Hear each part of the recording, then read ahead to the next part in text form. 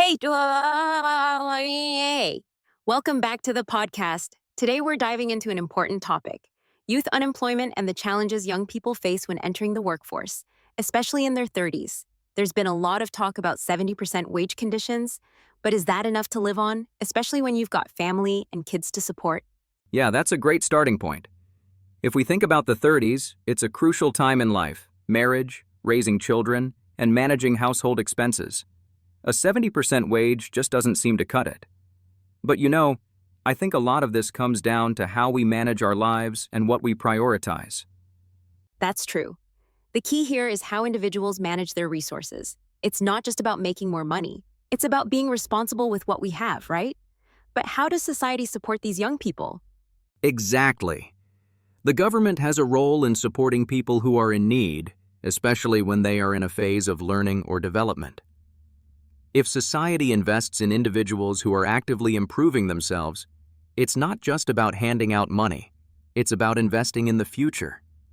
So, you're suggesting that if someone is working hard, even with a lower salary, the government should step in to provide support, right? Maybe even offer loans or other forms of assistance to help them get by? Exactly. And it's not just about money. It's about creating systems where companies are willing to invest in the long-term development of their employees. If someone is dedicating themselves to improving their skills, even if they're not making much now, the company should support them. Over time, the company benefits because these individuals are the ones who will help drive the company forward in the future. Right. And when that person reaches their 40s, they should be stable enough to repay the support they've received and enjoy a solid, stable life. It's a win-win situation for both the individual and the company. Definitely. And even beyond that, think about housing. Companies could even help young employees by offering housing loans or supporting them in buying a home, using their future earnings as collateral. That's a way to ensure they're set up for success while also ensuring the company's investment is safe. That's a really interesting idea, using a home as collateral. It's a creative solution. It would give young people stability, and in return, the company gets a committed employee.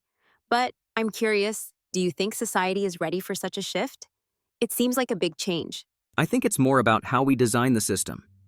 If we create systems that are flexible and supportive, where young people aren't pressured to pay back everything immediately, we could avoid financial strain. And it's about having the confidence that these young workers, once they've built up their skills, will make significant contributions to the economy.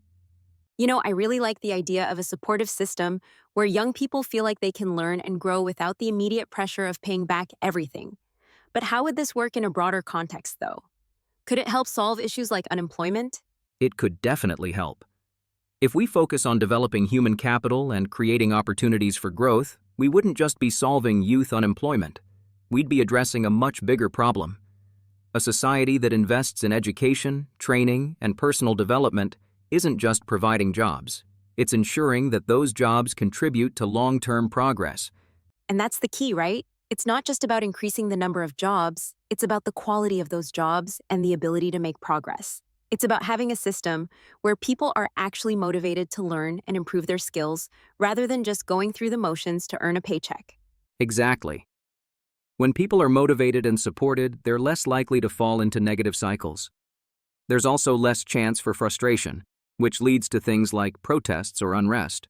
If you're busy learning and developing, you don't have time for anger or complaints. Right. And by reducing frustration and increasing opportunities for growth, we create a more stable society overall. People aren't just surviving, they're thriving. That's the future we want to build, right? Yes, absolutely. And think about how much money could be saved in the long run. A more stable society means lower costs in healthcare, social services, and so much more. It's a system that, once in place, could allow for long-term sustainability. I completely agree.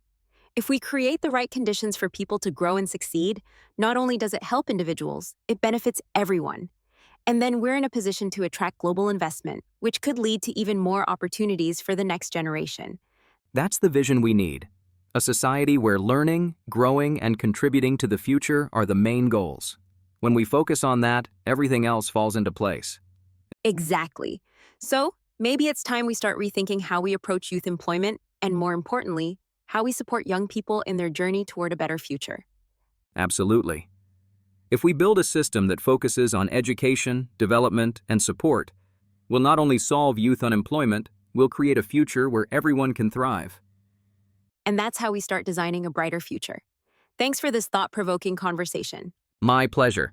It's exciting to think about what's possible if we make the right changes. Let's keep the conversation going.